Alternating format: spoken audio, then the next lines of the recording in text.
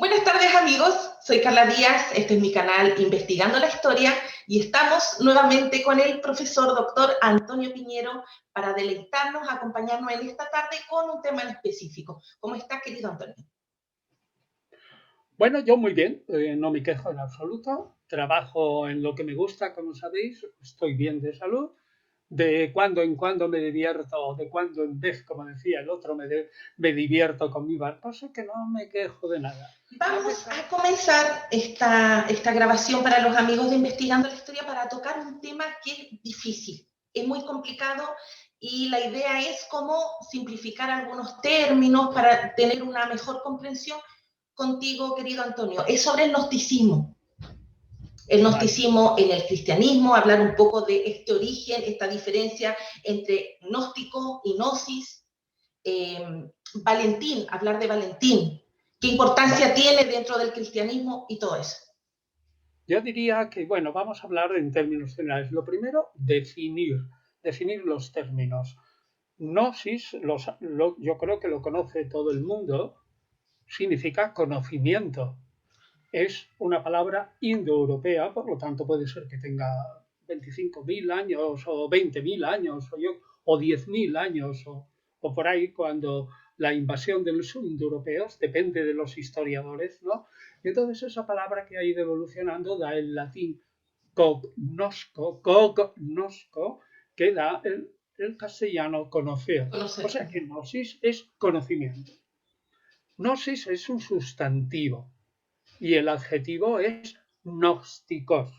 Gnósticos con G delante, gnósticos, es el que conoce, pero no el que conoce una cosa corriente, sino que se suele emplear rápidamente ya desde el principio para aquel que conoce dentro del ámbito de las religiones.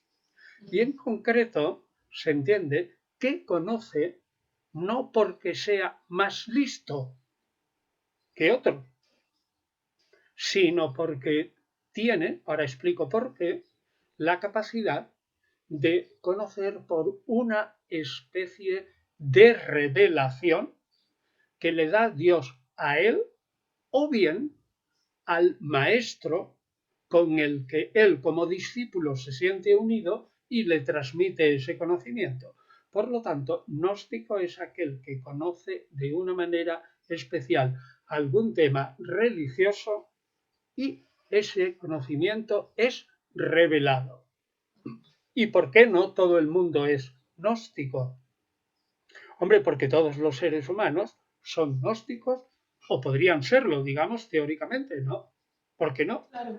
Sin embargo, el gnóstico afirma por observación, atención, porque el gnóstico observa este mundo y a partir de la idea platónica, así tal cual, que este mundo refleja el mundo superior, él puede imaginarse algunas cosas de lo que le pasan no solo al ser humano, sino a la divinidad y a la entidad superior. ¿Me explico? O sea que nuestro conocimiento se debe, uno, a revelación y también a que el mundo refleja las ideas divinas. Son un reflejo, la verdad está arriba y lo de abajo es un reflejo. Bueno, pues entonces afirman que por una creación misteriosa, no todo el mundo está compuesto de tres partes: cuerpo,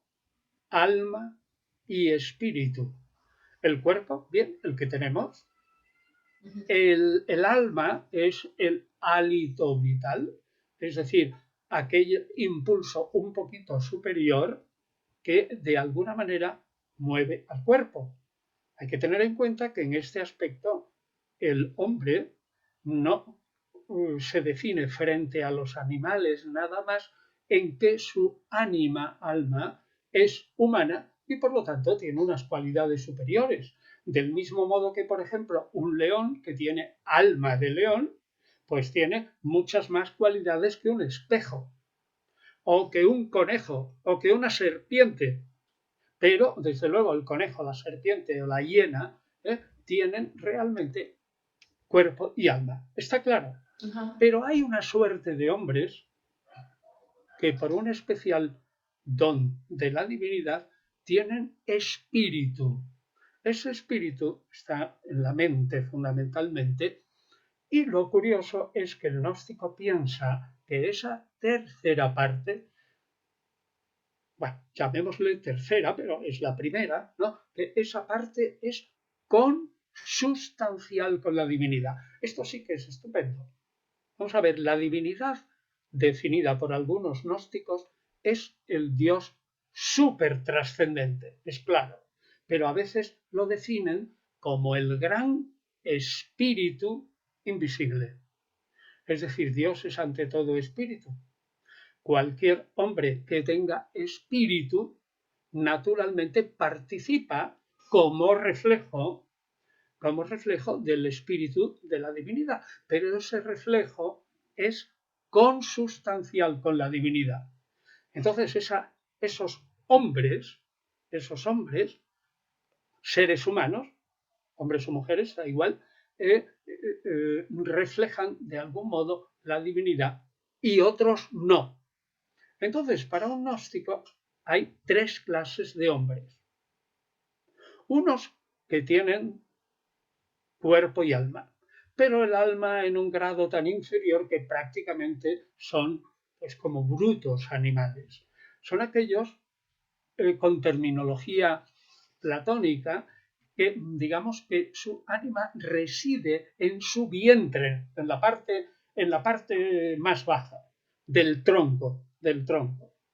Hay otros que tienen un alma un tanto superior y esos serían los psíquicos, es decir, aquellos que tienen cuerpo, soma en griego, soma, cuerpo, y psique, alma, psíquico, aquel que tiene alma. Y espiritual sería neumático, pneuma es el espíritu, pneumáticos, el espiritual. Fíjate que hay tres clases de hombre por disposición misteriosa de la naturaleza. Eso se refleja, por ejemplo, en la Iglesia. Pero son niveles, ¿cierto? Son niveles, pero niveles predeterminados por la divinidad. Ajá. Pero ese nivel hace que unas personas sean constitutivamente diferentes a otras.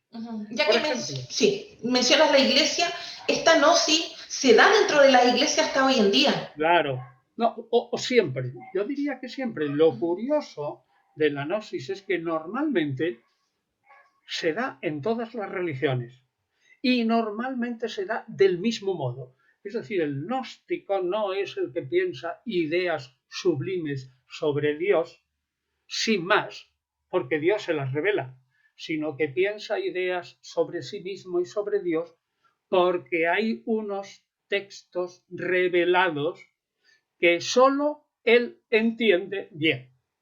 Fíjate, en la iglesia cristiana, en el siglo I, cuando finales, ¿no? Cuando ya las ideas gnósticas van invadiendo de algún modo, y debemos hacer un paréntesis, hablamos ahora de este final del siglo I y II. Hagamos el paréntesis, que una cosa es la gnosis, el conocimiento, y otra cosa es el gnosticismo. La gnosis, como conocimiento espiritual revelado, está en múltiples religiones. Y el gnosticismo es cuando la gnosis se transforma en un sistema de ideas. En el cristianismo será la gnosis cristiana. En el judaísmo será la gnosis judía o la cábala.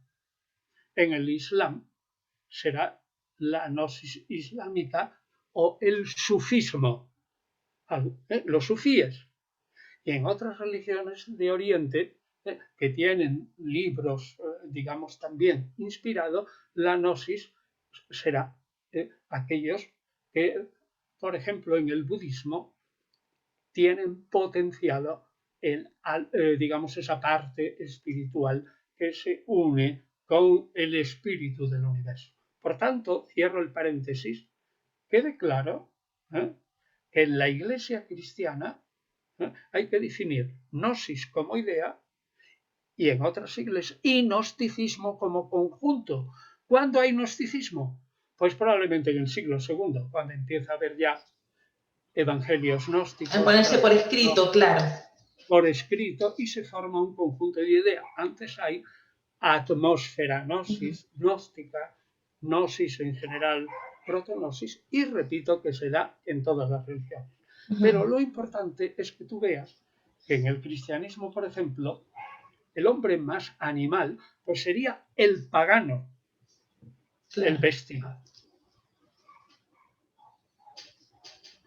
El que solo se ocupa, digamos, del cuerpo, de los placeres de la carne, etcétera, como dirían los cristianos. El psíquico sería el cristiano corriente, es decir, aquel que entiende el evangelio de una manera vulgar. Claro, no sobresale. No, normal. Más o menos la iglesia normal. Y el psíquico, ese es superado por el neumático, que es aquel que entiende, digamos, el Nuevo Testamento que se va formando en el siglo II, lo entienden ellos mejor que nadie. Entonces ahí entra Pablo, Juan, entran todos estos personajes que han sobresalido. Sí, pero Pablo y Juan tienen ideas que nosotros podríamos catalogar posteriormente como ideas gnósticas o proto-gnósticas. Gnósticas en principio, pero ni Juan ni Pablo tienen sistemas gnósticos absolutamente cerrados. Por ejemplo, en Juan y en las epístolas de Juan, primera, segunda y tercera, si tú ves en cuánto se insiste en la carnalidad del cuerpo del Salvador. Es decir, el Salvador no es humo, no es un cuerpo que parece, no es un cuerpo que si está contigo, que si tú extiendes su mano, la atraviesas. Tu mano lo atravesarías. O es un cuerpo que se puede hacer grande o pequeño, joven o anciano. Eso es un cuerpo apariencial, de apariencia. Eso es un cuerpo propio de los sistemas gnósticos que ya han formado el gnosticismo en el siglo II, pero en Juan no. Juan defiende a machamartillo el Evangelio de Juan que Jesús tenía un cuerpo, que Jesús era un hombre normal, solo que en él se había encarnado, digamos, una emisión de la divinidad. La palabra de la divinidad emitida por el Padre se había encarnado en el cuerpo de Jesús. Pero Jesús era un hombre. Un gnóstico dirá que Jesús era un hombre en apariencia. El gnóstico sería llamado doceta. El verbo dokein significa tomar algo en apariencia. Un doceta es el individuo que toma las cosas, digamos, coge el rábano por las hojas, no el rábano por el cuerpo, es decir, ve solamente las apariencias. El cuerpo de Jesús sería docético porque sería apariencial. Eso es un gnóstico de los siglos II y III. Y Pablo, igualmente. Si Jesús hubiera tenido un cuerpo apariencial, la cruz no hubiera existido, ¿sí o no? No hubiera habido sacrificio en la cruz. Y Pablo parte de una idea del Mediterráneo oriental, es que sin sangre y sin sacrificio no hay redención. Entonces realmente Pablo y Juan, en ese sentido, no son gnósticos. Pero en Pablo, por ejemplo, ves que no siempre, pero a veces define que el ser humano es tripartito, que tiene cuerpo, alma y espíritu. Otras veces habla de solo alma y cuerpo, porque en el alma mete el espíritu. En realidad estamos aquí, en la gnosis, en un fenómeno, digo, que se da en todas las religiones.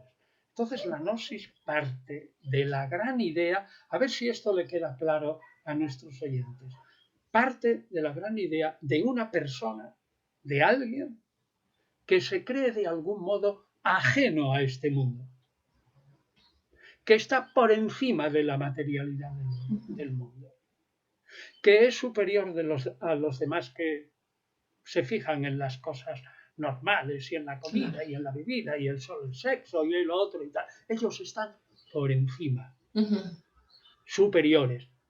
Eso se da en todas las religiones. Claro. Entonces, ¿qué les pasa a esos seres que sienten que algo hay en ellos que no pertenece a este mundo? ¿Entiendes? Como la frase del cristiano que dice, estamos en este mundo, pero no somos de este mundo.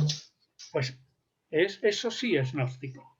Y entonces, eso es una idea gnóstica, pero general. Entonces, ¿qué siente ese hombre? Yo no pertenezco aquí, yo quiero irme. Me voy de este mundo. Y algunos dicen, me suicido. O otro, espero que la mente ya me libere, o la muerte venga y me libere de este odioso cuerpo. ¿Comprendes? El gnóstico desea salir de aquí y volver allá. Piensa como Platón y como los cristianos, abajo, bueno, y como el judaísmo y como el mundo helénico romano, abajo están las zonas inferiores. Lo inferior, el infierno, la materia, el fuego, o el hielo perpetuo, las dos cosas. Los seres infernales, Plutón o Hades, Proserpina o Perséfone, eso están abajo. Pero arriba es la luz, el espíritu, lo no material, la mente, la divinidad. Arriba, la luz se opone abajo, las tinieblas. Arriba el espíritu se pone abajo, la carne. ¿Entiendes ahora cuando Pablo dice en 1 Corintios 15, hacia el final, ya por el 50, sabed muy bien que la carne y la sangre, es decir, la parte apariencial del ser humano, esa parte exterior, la carne y la sangre, no heredarán el reino de Dios. ¿Quién heredará? En esto Pablo es gnóstico. ¿Quién heredará el reino de Dios? Pues el espíritu. Pero, dice Pablo, yo como soy judío y tengo una herencia judía, y como los judíos, efectivamente, tienen los pies bien puestos sobre la tierra, son gente muy pragmática, inventa la idea del cuerpo espiritual, porque para Pablo no hay ser humano, y para ningún judío, que no tenga cuerpo. Tú le quitas al ser humano el cuerpo y ya no es ser humano. El alma inmortal, para un judío, puede decir, sí, existe el alma inmortal, pero en el mundo futuro el cuerpo de alguna manera tiene que participar también de esa inmortalidad. Y de ahí que inventa la idea de cuerpo inmortal. Entonces, que quede claro, ¿no? Esto que estamos explicando creo que es básico. Es la estructura básica de la gnosis que está en todas las religiones. Exacto. Y Antonio, ¿qué hay de este Dios trascendente? Que todo proviene de Él, pero Él no es culpable de las cosas malas que sucedan. ¿Qué hay frente a escritos de la Biblia hebrea donde dicen que lo bueno y lo malo procede de Dios? Claro, bueno, eso sería un maniqueísmo puro, que lo bueno y lo malo procede de Dios. Ahora bien, el gnóstico en el fondo tiene que aceptar que de algún modo lo malo, el mal procede también de Dios, pero que la divinidad no es en absoluto responsable de esa maldad. Esa es la clave. Es decir, todo sistema gnóstico, todo consistirá, y sobre todo lo que a nosotros nos concierne. Yo no sé si tú sabrás mucho de sufismo, pero yo estrictamente de sufismo no sé. Y de cábala, hombre, pues sí, tengo las ideas esenciales, pero yo no me dedico a la cábala por la sencilla razón de que eso es una evolución posterior a la época que yo estudio, aunque las raíces pueden estar en los siglos I y II, no cabe duda, ¿vale? Entonces, lo que queda claro es esto, que yo realmente me puedo considerar, digamos, como respecto a Dios, como un individuo que mi sistema tiene que defender a toda costa, que aunque todo proceda del ultra trascendente, del prepadre, del Padre de las luces, del gran espíritu invisible, sin embargo, aunque todo proceda de él no es culpable. La gnosis es una defensa, como si fuera el abogado defensor de la no culpabilidad del Dios supracelestial del mal del mundo. Y para eso inventará las soluciones a veces más difíciles o rocambolescas. Vamos, digamos desde el punto de vista, desde el punto de vista de la filosofía de Baruch Spinoza, que parte pues es la mía, ¿no? Entonces, realmente no tiene nada que ver con eso. Fíjate, si yo toda mi vida la dedicara a montar un sistema para decir, existe el mal en el mundo, existe el maligno, pero aunque el maligno procede de Dios, en último término, Dios no tiene la culpa. Y ahora lo voy a inventar. A ver, un sistema para decir que no procede de Dios el mal. Y cada uno inventa el suyo. Y la gnosis judeocristiana tiene un sistema bastante claro, digo, la gnosis judeocristiana de la época que yo trato, ¿eh? Yo no estoy hablando de la cábala, lo repito una y otra vez. Estoy hablando del siglo II primero antes y del siglo I segundo después. Entonces realmente tengo que defenderlo y tengo un sistema. ¿Sabes cuál es? ¿Cuál?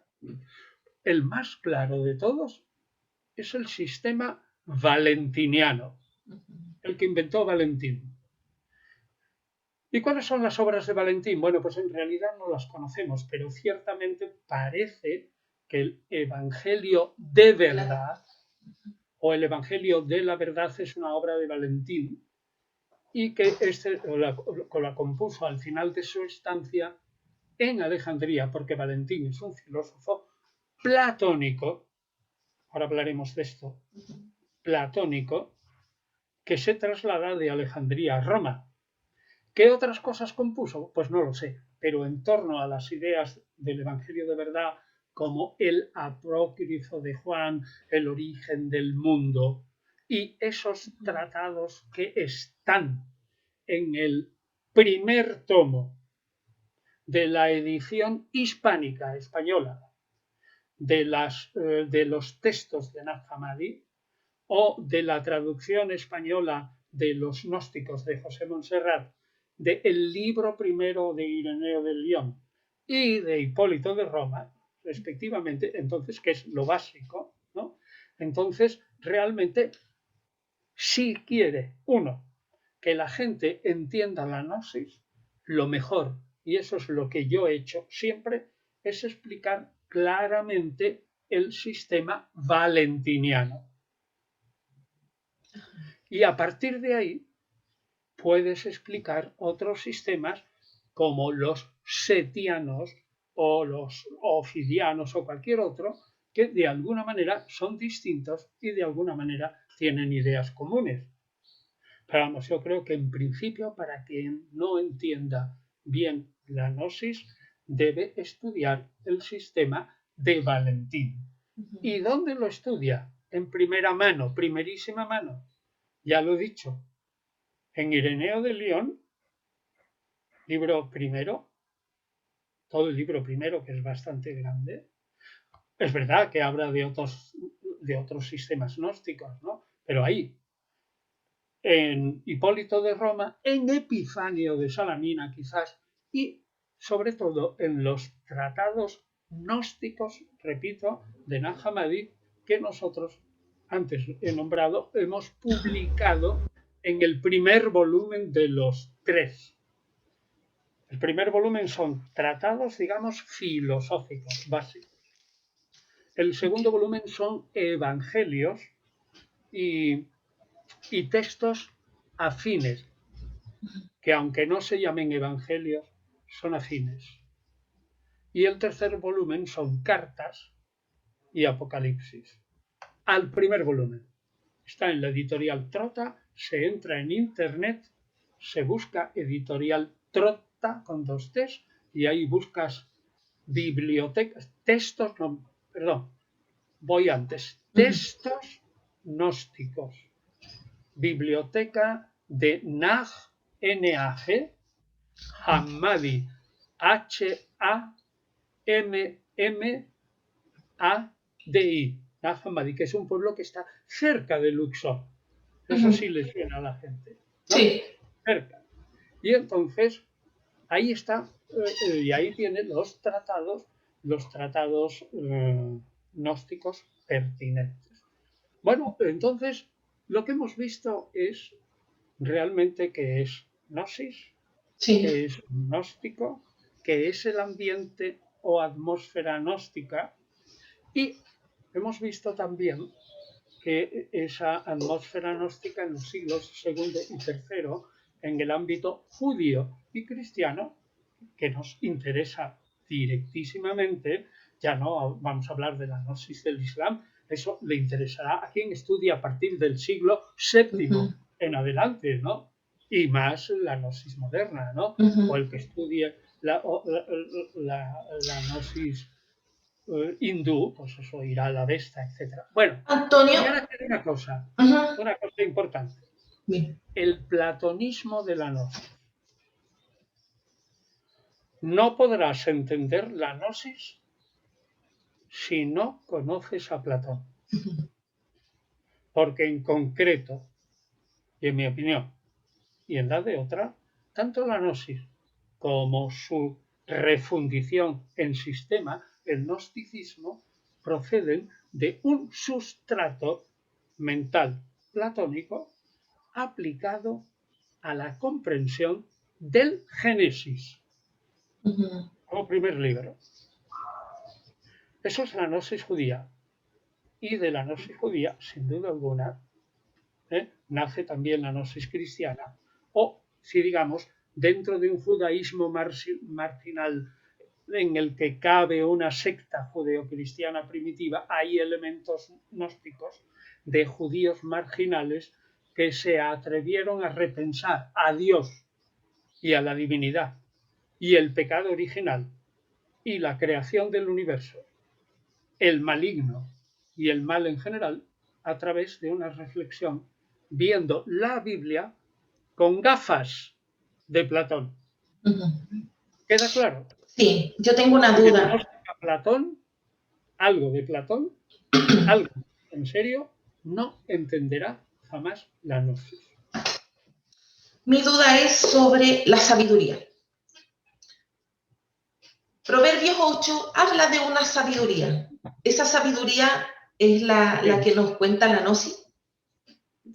En realidad sí, porque esa sabiduría existía como una especulación, la de Proverbios, que es un libro relativamente antiguo, es del siglo IV. Estamos en los años 300 y pico antes, ¿no?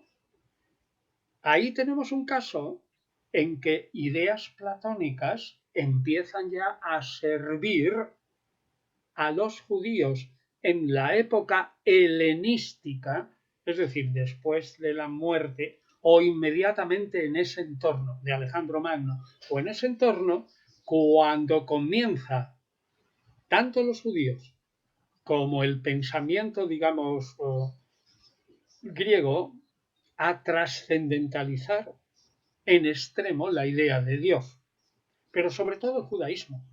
Si los judíos leen su libro sagrado, la ley, que está compuesto por 5 libros, como sabes, más Josué y Jueces, esa es la base, ¿no? Los 7 libros primeros. Pues entonces resulta que ese Dios, por muy Yahvé que sea, está al alcance de la mano. Pero si es un Dios que baja al paraíso terrenal, Camina junto a Adán, camina claro. por allí, que en principio no sabe dónde están ni Adán ni Eva, que dice, vamos a buscarlos. Y todo esto que entabla conversación con él, que se enfada, que de alguna manera su propia creación es deshecha, o por lo menos dada la vuelta, o por lo menos súper estropeada por un espíritu maligno, que más tarde se encarnará en la serpiente. Entonces realmente empiezan a ir las especulaciones, ese Dios no puede ser demasiado humano, hay que ir alejándolo para arriba, para arriba. Y la sabiduría, y ahora aterrizo, es una manera al principio pongamos en el siglo IV, de considerar la actividad de Dios hacia afuera. ¿Me explico? Empieza ya a pensarse en un Dios trascendente, pero como existe el universo, y el universo tiene que haber sido creado por alguien superior, y ese superior es solo Dios, este es el razonamiento, y si el universo procede de Dios, de alguna manera tiene que ser por la acción exterior de Dios, no por Dios mismo. Dios no se mancha las manos. Y entonces, ¿qué es lo que hace? Que Dios, actuando hacia afuera, es su sabiduría. ¿Y cuál es la sabiduría para los antiguos? El logos vivo. La palabra viva y sabia. Es la palabra la que crea el mundo. Dios pronuncia el hágase, y se hace la luz. Realmente, bueno, es más complicado todo eso, porque al principio hay un sustrato y Dios lo que hace es ordenar ese sustrato. Pero realmente ese sustrato tenía la luz en todo caso como potencia, no como acto. Y entonces con la palabra crea. Pues bien, esa palabra es Dios hacia afuera. Y esa palabra es sabia, porque crea un universo que es sabio. Por lo tanto, ¿quién crea el mundo? Pues la sabiduría. ¿Y qué es la sabiduría?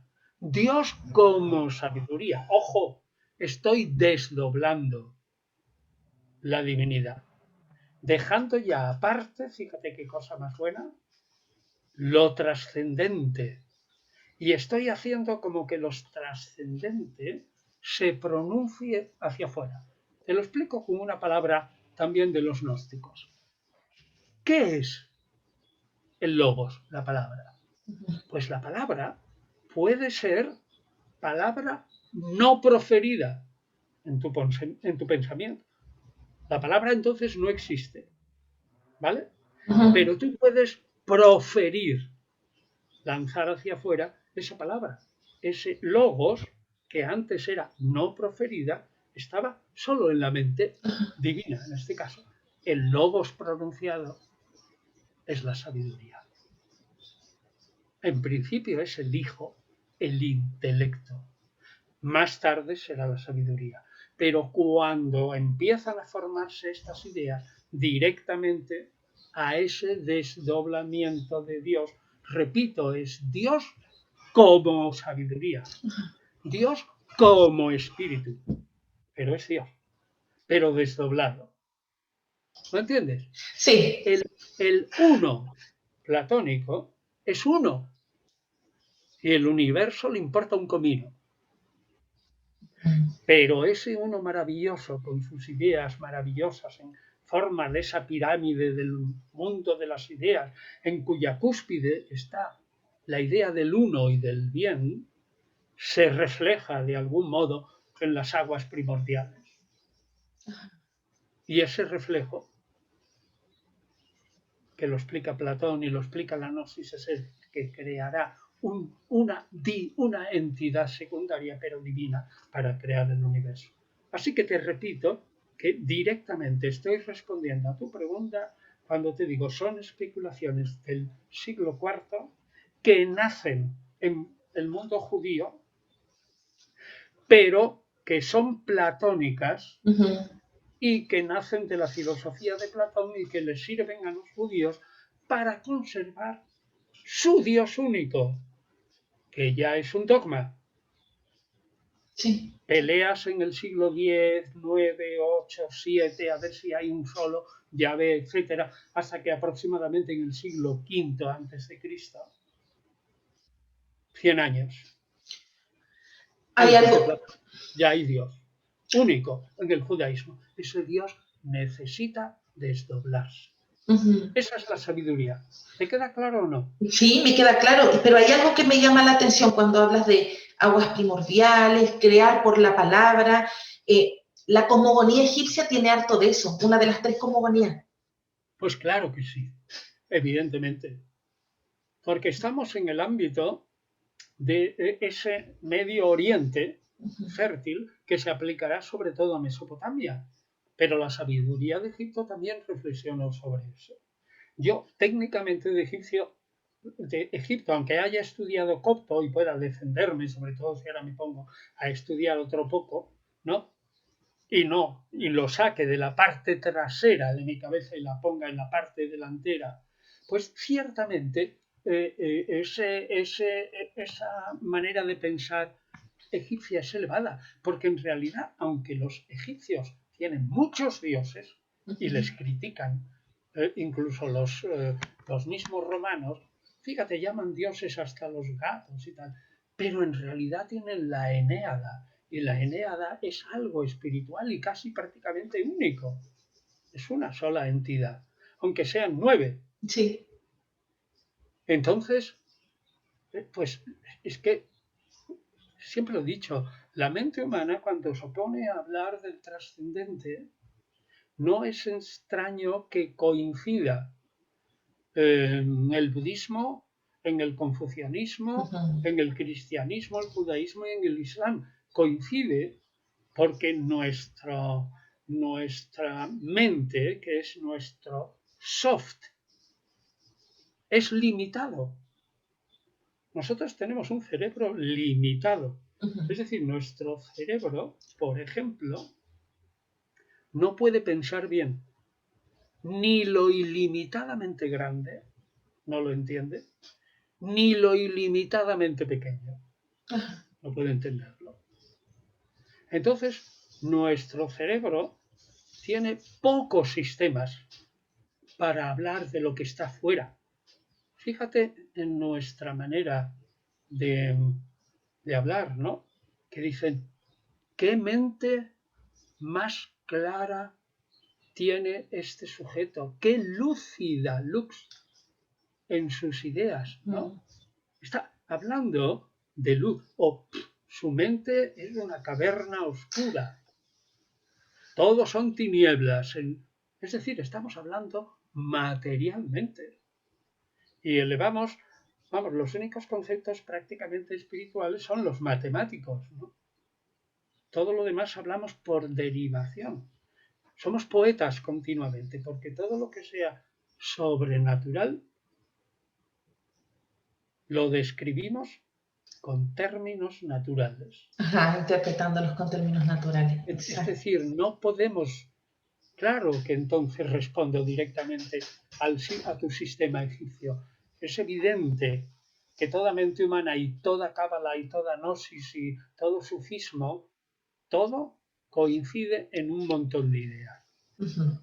Porque la mente humana no tiene sistemas extraordinariamente diversos.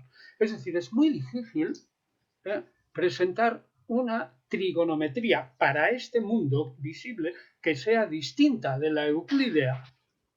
Tú puedes, de la de Euclides, que es la que funciona, corriente, Ujú. o la física de Newton, que es la que funciona pues, para enviar un satélite a la Luna. Para otras magnitudes, en lo infinitamente grande, emplearás la mecánica cuántica y la teoría de la Ujú. relatividad. Y para lo mínimamente pequeño, pues emplearás también esa física, también cuántica, de esas, digamos, partículas primordiales. Ajá. Pero no podemos hablar de eso sino a base de ideas materiales, salvo algunos conceptos puramente matemáticos, como el del triángulo, ¿no? Ajá, excelente. Ya llevamos hartos minutos. Yo te dije que iba a ser algo breve, quitándote de tu tiempo, Antonio. Pero antes a ti, Antonio, Bueno, ¿te ha quedado alguna duda de lo de la gnosis? de la gnosis, no, La para idea nada. general, ¿eh? La idea Sí. general. Aparte, que como esto está grabado y sube, ¿no? Ujú. Pues entonces la gente también puede verlo varias veces. Claro, tomar apuntes las veces que sea necesario. Claro, le quedará claro cuáles son las ideas generales. Claro, así es, No Antonio. hemos hecho nada más que hablar de ideas generales. Sí. Básicas. Nada. Básicas, y de repente lo básico ayuda tanto, así que te estoy muy agradecida por este tiempo que nos has dado para el camino. Muy bien, pues encantado. Y seguimos Hasta viéndonos otra. en otra ocasión, ya que tengas un hermoso día. Saludo y me despido de todos los amigos de Investigando la Historia. Igualmente a todos.